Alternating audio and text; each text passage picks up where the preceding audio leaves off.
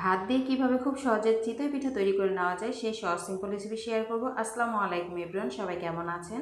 বড় মতো নতুন আরেকটি রেসিপি শেয়ার করব। আশা করছি এবার রেসিপিটা ভালো লাগবে। আর ভালো লাগলে কিন্তু অবশ্যই লাইক কমেন্ট শেয়ার করতে ভুলবেন না। সকাল বিকালে কিন্তু চটজলদি ভাত দিয়ে এই মজার পিঠাটি তৈরি করে নিতে পারেন।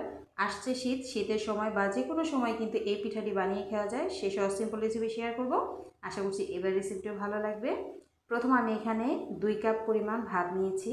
আর দেখা যায় যে ভাত অনেক সময় রাত্রেবেলা বেঁচে যায়, খাওয়া হয় না। চাইলে আপনি ফ্রিজে রেখে এটা বের করে নর্মাল করে তারপর কিন্তু আপনি এভাবে পিঠাটা বানিয়ে দিতে পারেন।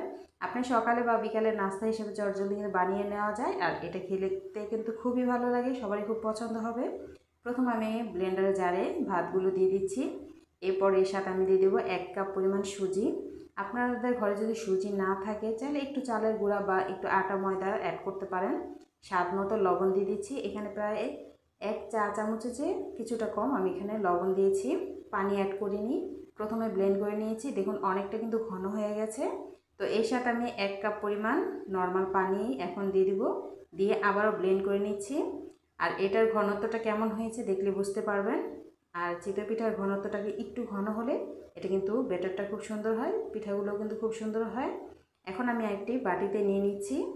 আর ঘনত্বটা দেখলে বুঝতে পারছেন। এরপর এখানে আমি আধা চা চামচ পরিমাণ বেকিং সোডা দিয়ে দিব। এতে করে কিন্তু অনেকটা সফট হবে আর একটু ফুলকো ফুলকো হবে আর অনেকটা ছিদ্রযুক্ত হবে। আর ছিদ্রযুক্ত পিঠা তৈরি করা কিন্তু অনেকটাই টাফ, অনেক সময় হয় না। তো এর সাথে এখন আমি সব কিছু একসাথে ভালো করে মিক্স করে নিচ্ছি।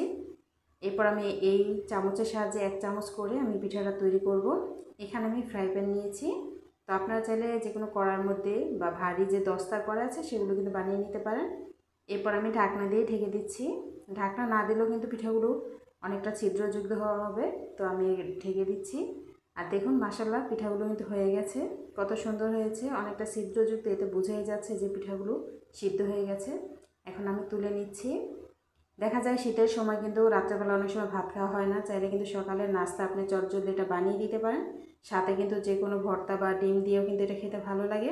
দেখুন হয়ে গেল মজাদার পিঠা। বিকালের নাস্তার সাথে ভর্তা একসাথে করে কিন্তু এই পিঠাটা বানিয়ে খুব সহজে সবাই মিলে খেতে পারেন। সেই সহজ সিম্পল রেসিপি শেয়ার করব। হয়ে গেল মজাদার আমার বেঁচে যাওয়া ভাত দিয়ে চটজলদি চিতই পিঠা।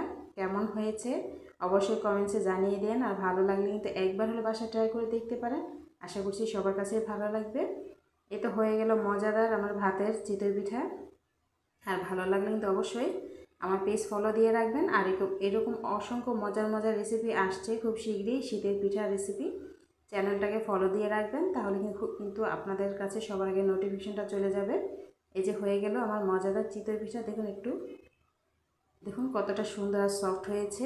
যে কোনো ভর্তা দিয়ে কিন্তু খেতে খুবই ভালো লাগে। এই তো আজ এই পর্যন্ত। আল্লাহ হাফেজ।